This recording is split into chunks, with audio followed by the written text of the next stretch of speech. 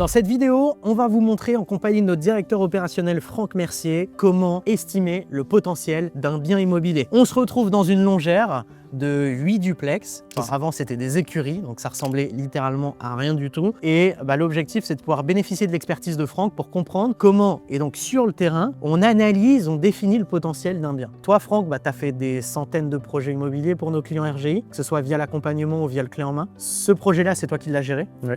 Donc, il y a la maison de maître derrière, où on fait 9 appartements pour un client, 4 duplex pour un client et 4 duplex pour une cliente. Ou peut-être 4 duplex clientes et clients, mais bon, pareil. En tout cas, ils ont les mêmes. Du coup, ce serait bien que tu nous expliques là en 30 secondes, rapidement, en gros, comment est constitué un duplex. Et derrière, on va pouvoir vous expliquer comment définir et comprendre le potentiel d'un bien en quelques minutes, puisque c'est ce que tu arrives à faire aujourd'hui. Ok, comment est composé le duplex? Du coup, voilà, on a une entrée à gauche, une entrée à droite, une pièce à vivre avec salle d'eau au rez-de-chaussée, un escalier, donc on crée une trémie, donc là les planchers ont été créés de toutes pièces. On peut y aller même, hein. N'hésitez Regarde, pas. te montrer comme ça. Voilà. Donc là, on rentre dans le logement. Ici, on a la pièce à vivre avec la salle d'eau. Ici, un escalier. Et à l'étage, on a 2 chambres. Voilà. Donc du coup, plancher, donc surface créée, puisque là, du coup, on part sur une surface brute au sol. Donc surface créée, c'est qu'on double. C'est aussi l'idée de faire du duplex. Ça, c'est comme... Parce que tu crées en fait un étage. Voilà, Il exactement. n'y avait rien avant. On crée de la surface. C'est comme quand on aménage un comble. On part d'une surface brute, et du coup, on aménage un étage. Donc du coup, on crée, on augmente la surface acquise, puisque du coup, le client n'achète qu'une surface brute. Et pour le coup, il passe de 20 mètres carrés à 45. Quoi. Ok.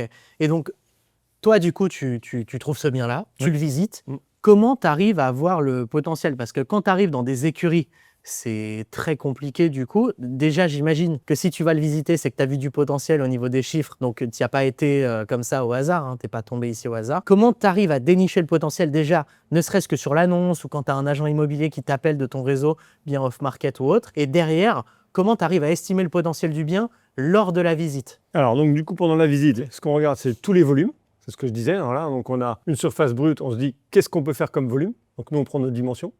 Okay. Donc là maintenant, je te visite depuis pas mal d'années, je visite systématiquement avec les artisans. Pourquoi? Parce qu'on a aussi des concurrents qui sont eux-mêmes dans le bâtiment. Et si on passe après eux et qu'ils ont chiffré plus vite que nous, on se fait voler le bien. Ouais. Voilà. Donc du coup, on fait une première partie prise de cote.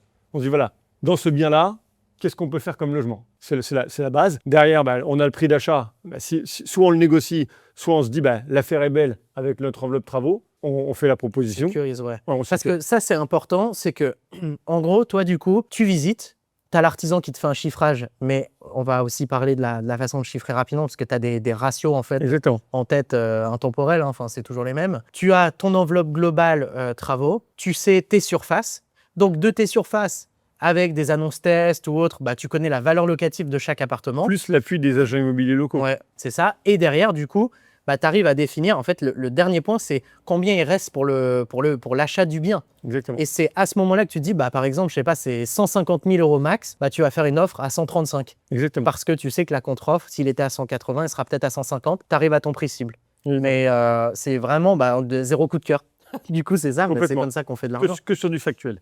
Et les ratios du coût de travaux, comment tu arrives à estimer rapidement les travaux? Il y a plusieurs étapes. C'est que là, on est sur une commune qui n'a pas le tout à l'égout. Donc, en fait, le chiffrage, il est important. Il ne faut vraiment pas se louper à ce niveau-là. Est-ce qu'on a un assainissement collectif ou non collectif? Voilà, donc là, il faut chiffrer l'assainissement. Donc là, il a été chiffré avec ce qu'on appelle une microstation phytosanitaire. Donc ça, c'est un petit peu inédit puisque tout ce qui est évacuation des eaux usées vont s'infiltrer directement dans le parc. Voilà, avec des organismes compétents qui font l'agrément de cet assainissement. Ça, c'est la première chose. Donc ça, il ne faut pas se rater là-dessus. Tout ce qui est plomberie, électricité, voilà. Ça, c'est les bases. Et ce qu'on a dit tout à l'heure sur les ossatures bois, faut chiffrer avec le coût du bois, voilà, tout simplement. Donc, nous, avec les équipes qu'on a, elles sont à même d'avoir des fournisseurs qui leur donnent un prix instantané en ossature bois, un prix instantané pour l'assainissement, de plomberie, etc.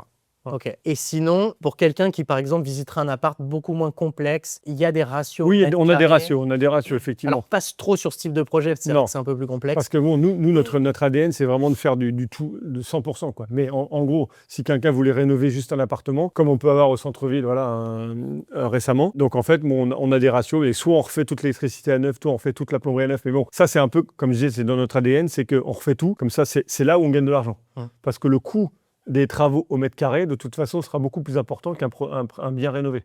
Ouais. Donc en gros, si on fait, allez, on va dire un gros rafraîchissement type homestaging, on va être entre 300 et 500 euros. Hein. Ouais. Si tu refais beaucoup d'électricité, de plomberie, on va être aux alentours des 600-700 euros du mètre carré, pardon. Et derrière, si on refait vraiment ce type de bien avec un assainissement non collectif, des nouveaux planchers, des Velux, etc., avec une grosse isolation à faire, là, on va être entre 900 et 1100 euros du mètre carré, quoi. Voilà. Ouais. Mais sur des villes qui ont un prix moyen sur lesquelles on a l'habitude de travailler, entre 1500, 1600, 1700 euros du mètre, un bien là aujourd'hui, tout l'ensemble du bien, maison de maître, écurie, terrain, on était à 600 euros du mètre carré. Donc le calcul est vite fait. Même si on injecte entre 900 et 1000 euros, on va se retrouver à 1600 euros du mètre et on est pile dans la fourchette moyenne de la ville. En fait, c'est ça qui est important, c'est que le prix au mètre carré, par exemple, de la ville, moyen, il est à 1600. Nous, on fait par exemple 1000 euros de travaux, 600 euros d'achat. On va dire, allez, on est à 1600 aussi. Exactement. Sauf que 1600, c'est le prix moyen pour la kitchenette en inox dégueulasse, du bien pas isolé et le truc pas du tout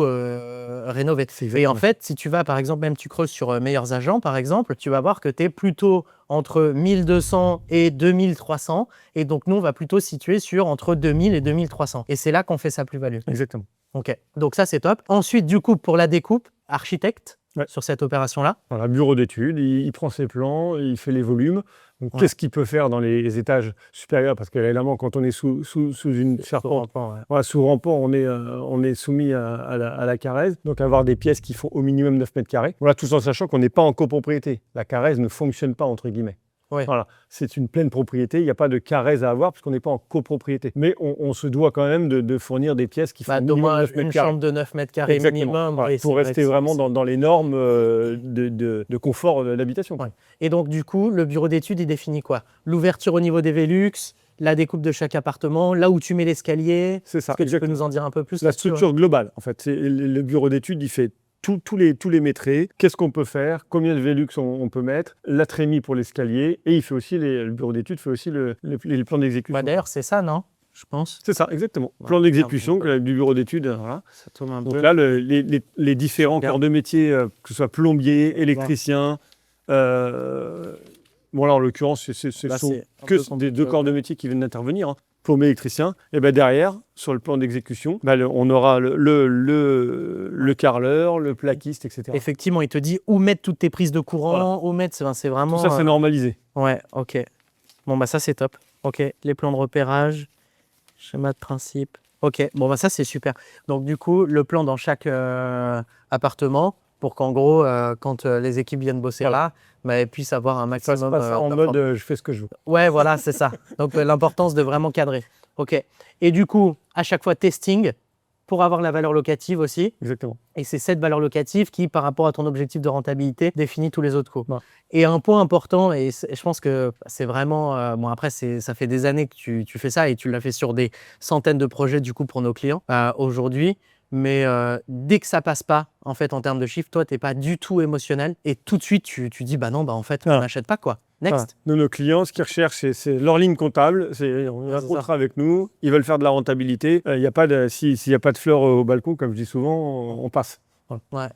Donc ça, t'es très fort là-dessus. Et c'est vrai que je te pousse volontairement là-dessus parce que je pense qu'il y a beaucoup de personnes qui regardent cette vidéo. Je vous vois. Je sais que vous êtes très émotionnel avec vos projets, que vous cherchez le coup de cœur. Franchement, ça fait des années que RJ, du coup, il y a un pôle chargé de projet où on prend des appels pour échanger avec les personnes qui veulent avancer sur un projet potentiellement. Et du coup, on identifie toutes les tendances. On voit tout ce que vous avez fait, tout ce que vous n'avez pas fait, de bien, de moins bien, et toutes les mauvaises tendances, les tendances qui vous poussent vers, du coup, l'investissement immobilier pas rentable. Et toutes les personnes avec lesquelles on a échangé, que ce soit en appel ou même en physique que j'ai rencontré sur ces dernières années, Franck, moi ou d'autres personnes de l'équipe, c'est souvent le coup de cœur. J'achète, un bien au bord de mer parce que j'ai envie aussi d'y aller un peu en vacances. Mais en fait, ça tue sa capa d'emprunt et on peut plus réinvestir derrière. J'achète un bien à la montagne parce que j'aime bien la montagne et puis je vais le mettre en courte durée pendant une partie de l'hiver. Donc finalement, vous auriez acheté un bien rentable avec le cash flow que vous allez générer. Vous auriez pu largement vous payer de super vacances dans un chalet, mais sauf qu'il y aurait eu la piscine d'intérieur. Donc il y a plein de décisions des fois qu'on prend qui sont juste irrationnelles et basées sur le coup de cœur. Et le coup de cœur, bah, c'est vraiment c'est la mérule, c'est la mérule de l'investissement immobilier. C'est le mur. Ouais, voilà, exactement. Voilà. Tous les agents immobiliers et artisans qui ont travaillé ont fait sur une ligne comptable. Ouais. Il a sa compta, l'artisan il a sa compta, l'agent immobilier a sa compta et il faut que tout le monde s'y retrouve. Il faut que tout le monde gagne de l'argent à la Exactement. fin et il faut que l'opération se passe bien et vraiment tout cadré. Bon, en tout cas, c'est top. Je pense que c'est vraiment clair comme vidéo. Ce qu'on retient du coup de cette vidéo, c'est il faut les bons interlocuteurs, voir le potentiel. C'est on focalise sur les chiffres, ça c'est super important. Il y a des ratios de prix au mètre carré si on a des petits apparts simples, mais sinon il faut vraiment passer avec l'artisan, faire des plans. Ce qui compte, c'est vraiment la surface, le coût global de travaux, les différentes charges afférentes au projet. Et à la fin seulement, du coup, on a un prix d'achat cible sur le bien et de ce prix d'achat cible, pour une bonne négo, on va proposer en dessous pour arriver à notre prix d'achat cible. Parce que si on veut l'acheter à 150 et qu'on dit, bah, je vous fais une offre à 150, on sait très bien qu'on finira jamais à 150. C'est ça. Et ne pas être émotionnel. Quand c'est pas rentable, on s'arrête. Exactement. Voilà. Bah merci Franck. Allez. Si vous avez apprécié cette vidéo, mettez-nous un like. N'hésitez pas à vous abonner à la chaîne YouTube si vous voulez voir d'autres vidéos. On parle d'investissement immobilier rentable, on parle de concret, de pratique, de terrain. Et si vous souhaitez aller plus loin et que vous voulez échanger avec notre équipe sur votre projet d'investissement immobilier, on parlera de votre situation, de votre projet et on verra comment on peut vous accompagner dans un projet rentable. Vous avez la possibilité du coup de réserver un appel avec l'un de nos chargés de projet dans la description. On vous dit à très vite pour une prochaine vidéo. Ciao, ciao.